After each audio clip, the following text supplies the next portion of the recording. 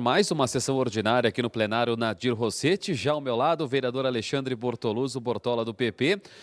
O senhor falou de uma cartilha lançada pela sua frente parlamentar, no qual o senhor preside aqui na Casa do Povo, a cartilha sobre desastres naturais. Trabalhamos juntos já na Defesa Civil, né, em diversos pontos aí do nosso Rio Grande do Sul.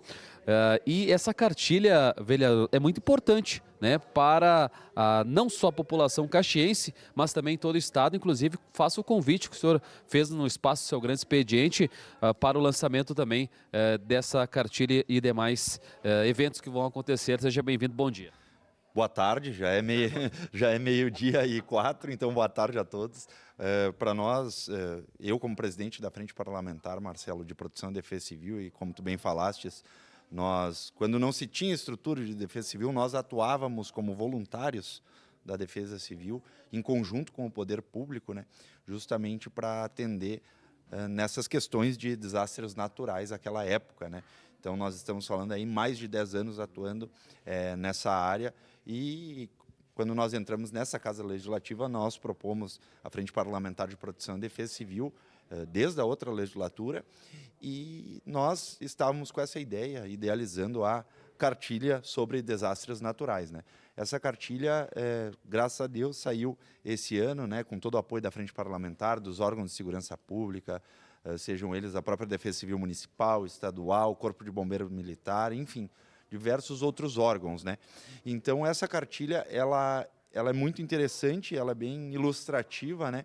Ela trata também sobre diversos temas aqui bem específicos, né?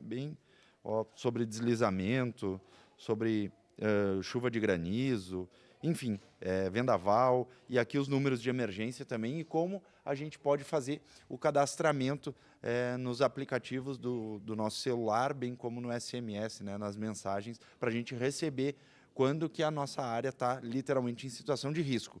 Então, é bem orientativa, e em especial aqui também quero estender um convite, que vai ser o primeiro do estado, né, e obviamente o primeiro de Caxias do Sul, que é o primeiro NUPDEC. O NUPDEC é um Núcleo de Proteção e Defesa Civil, que é composto por membros da comunidade, em especial do bairro em específico, que nesse primeiro momento vai ser contemplado o bairro de Galópolis.